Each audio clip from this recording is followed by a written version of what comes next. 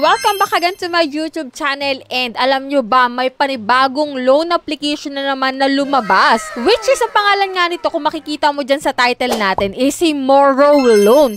So dito guys, pwede ka dito makapag-loan kapag ikaw ay first time ng up to 10,000 pesos.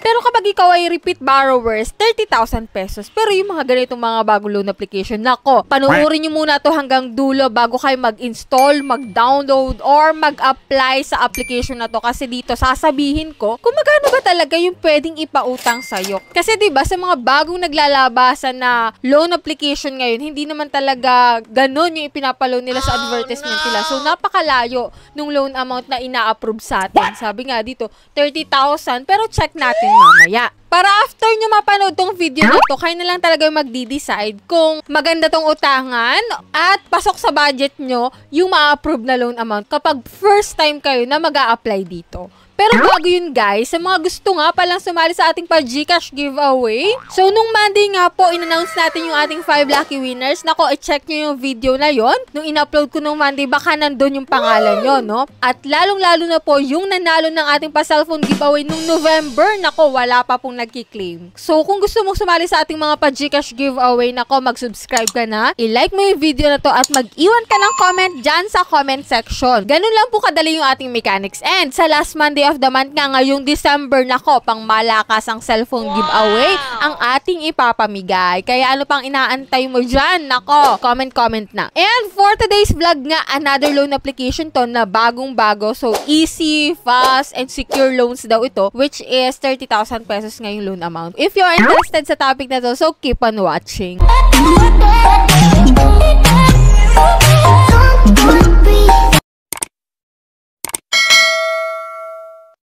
So, disclaimer no, hindi tayo agent or promoter ng loan application na nababanggit natin sa ating channel. So, sa katunayan nga guys, ini-install muna natin siya, tinatry at ipinapakita ko sa inyo kung anong meron sa application na to. At kung magkano ba talaga yung totoong ipapautang sa'yo. Kasi diba, pag first time ka na mag-i-install at magda-download ng mga loan application, iba yung ipapaloan sa'yo na loan amount. So, itong si Moro Loan guys is hindi mo makikita sa Google Play Store, nasa iOS phone siya guys. Which is meron siyang 4.5 stars and 44 rating. So, 44 pa lang yung nagre-review sa kanya. So, try na natin itong i-install. At ito nga, makikita mo dito, 10,000 pesos sa kanya lang advertisement. Pero check natin kung ikaw ay first time, magkano ba talaga yung i-approve. Kung susubukan mo mag-apply dito kay Moro Loan, maglalagin ka po using your active mobile number. And then, doon magsisend ng OTP code. And then, click mo tong sign in guys. At yan, ipinapakita dito kanina, diba, 10,000 pesos sa first time, yung maximum load. Pero, nung pagka-install ko, 9,900 na lang. Nabawasan na siya ng 100 pesos. So, check natin dito yung apply. And ito yung mga ilang fill upan mo dito, which is itong personal information, itong work information. Madali lang naman to guys. Kung magkano yung sahod mo, kung anong araw ka nag-susweldo, ito lang naman yun, no? So, itong emergency contacts guys, kailangan mo lang dito magbigay ng 3 contact number, which is piliin mo talaga kung sino ilalagay mo kasi maaari nila itong itawagan or i-text kapag ikaw yung hindi nila makontak, no? So, sila yung pwedeng i-text dito. And then, ito naman yung mga pwedeng ID dito. UMID, National ID, SSS, TIN,